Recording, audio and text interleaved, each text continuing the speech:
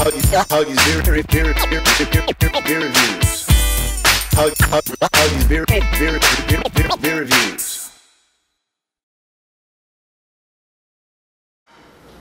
What's going on, guys? Thanks for tuning in once again. This is another one of Hoggie's beer reviews and the third of my highly regarded IPA series.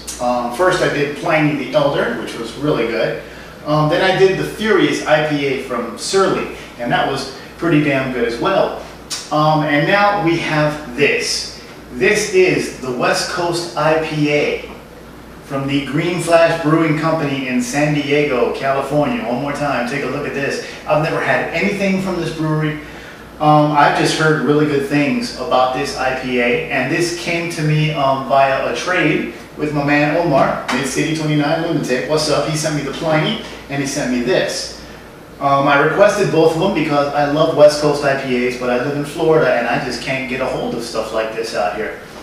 So he sent me the Pliny, and that really lived up to expectations. And now it's time to dig into the other West Coast IPA he sent me, and that's the West Coast IPA. Kind of a generic name, I know, but let's see. A menagerie of hops is layered throughout the brewing process. Simcoe for unique fruitiness and grapefruit zest, Columbus for strong hop pungency, Centennial for pine and citrus notes, and Cascade for floral aroma, a multi-dimensional hop experience. And that's from Chuck something or other, Brewmaster. And on the bottom, I love it, it says extravagantly hopped. It also says alcohol by volume 7.3%. Pretty good, about standard for a good solid IPA, I think. Checking it on Beer Advocate like I always do. The Green Flash West Coast IPA, out of 1,223 reviews, receives an A- overall. So I think that's pretty damn good. The bros, the guys who run Beer Advocate, also give it an A, in case anybody's wondering. And same thing here, it's American Style IPA, 7.3% ABV, and it's a year-round beer for Green Flash. So, not much more to say. Another IPA I've been dying to try. Just got home from work, another hot, sweaty day. I'm going to really enjoy this. I break out my IPA goblet, and in case you're wondering why the light kind of fluctuates, I got the window open and there's a little bit of cloud cover out there. So it might get bright again in a second. Screw the lights, let's drink a beer. You take a look at that and take a look at the cap. It's a real cool cap. Another one that I'm going to love having on my fridge. I think I got an email. I'll check that later. Anyways, want to save the cap, so I get the Bic lighter. Bic lighters are the best thing ever for popping open bottle caps, in case anybody didn't know. So yeah, just you do like that there. Woo, smoky. Ooh. Oh, that smells good. Yeah. I caught hops. The hops just came out of the bottle and hit me, and that's always a good thing. All right. Ooh. Ooh, yeah. Okay, got some head on that one. That beer got some good head. Yes, sir. About 2 inches, so I gotta give that a minute now. Color-wise, it's hazy, and it's an orange amber, kind of like an orange gold, orange amber kind of thing. It's hazy, but I mean, you know what? That's a little chill haze. I wouldn't call this beer like a completely clear filtered beer, but I'm getting a good amount of light through there, so it's, you know, it's not one of those really dense, opaque, I can't see through it because there's so much stuff in there kind of beers. Yeah, I know? Oh good, the sun's coming back, all right. So yeah, it looks good. It looks like it might be a little more towards the malty side of the IPA spectrum.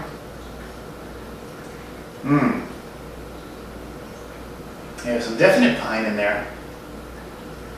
Definite grapefruit citrus. And yeah. Let's see, what did they say they used for this? Let's see. Centennial for pine and citrus notes. Cascade for floral aroma. Yeah, it's the Cascade hops. Because there is a floral, citrusy floral aroma coming off of this thing. Yeah, no, it smells good. It smells good and it looks good. And it's 7.3, and I just got home from work, so this should hit the spot. So once again, Omar, thank you, sir. To everybody else, Cheers.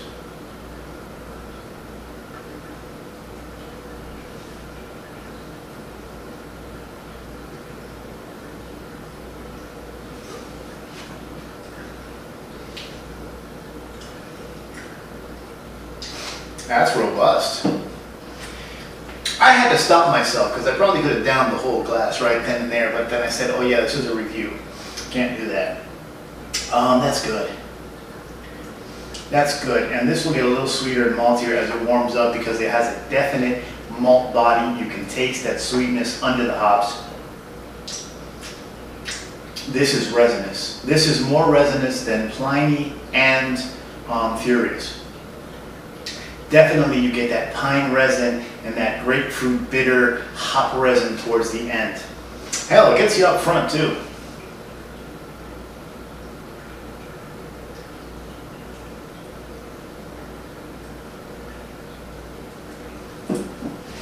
If you like really pungent, resinous hops in your IPA, then out of the 3 beers I've had, the Pliny, the Furious, and this is going to be more up your alley. Out of all of them, this has more of that pungent hop resinicyness. I've made that word up myself. I coined it, so feel free to use it. But yeah, the resin, the bitterness, that sticky pine sap kind of thing. It's really heavy on this. And again, medium body, you know, that malt will be coming out a little more. It's very reminiscent of the double IPA. I think this is 7.3. This is borderline though. If they were to only make this beer a little bit bigger, it'd be a double IPA in a heartbeat. But it's good. This is a glass full. I'm not even going to bother waiting on the rating there. This is about as solid as you can get. Now, will I say it's the greatest IPA out there? No. It's up there with the good ones. And out of the 3, I must say the Pliny was the most impressive overall, just because the hop bouquet, just the combination of tastes and smells and the subtleties therein were really impressive. As far as everyday drinkers, the Surly and this are almost head to head, neck to neck, whatever the phrase is, brain fart. But if I had to pick on an everyday drinker, if I had to pick between this and the Surly taste-wise, I might go with this. But the Surly was a lower ABV, so I mean, you base your decisions on, you know, I mean, I base it on flavor, and I also take alcohol into consideration. You may just want to get messed up off a couple beers, or you might be like me and, you know, just want to be able to drink 4, 5, 6 without getting too retarded. The decision is yours. Personally, I like them both, but this one is a hair over the Surly, and the Pliny's just in a class by itself. It's been a great week, man. 3 great IPAs, man, that were sent to me by, you know, really good people, really nice people, because there are things that I just can't get in Florida. So I appreciate you guys, I really do. And this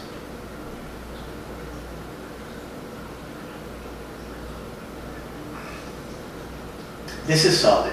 And in case anybody's curious, out of all the IPAs I've had, if I were to compare this directly with something, maybe, just maybe, the closest thing I can think of would be Sierra Nevada Torpedo. It's in that neighborhood. Go figure, you know, more West Coast brewers. But yeah, it's still solid. So everybody out there, thank you for watching. If you like IPAs, all 3 of them are highly recommended by the folks out there, you know, who post on Beer Advocate, and by Hoggie. I think they're all solid, they're all glassfuls, they're all really good IPAs. So there you have it, guys. The three highly regarded IPAs are just that, kick-ass fucking beers. So before I continue rambling, I'm gonna get out of here, leave you guys alone, and drink my beer. Cheers.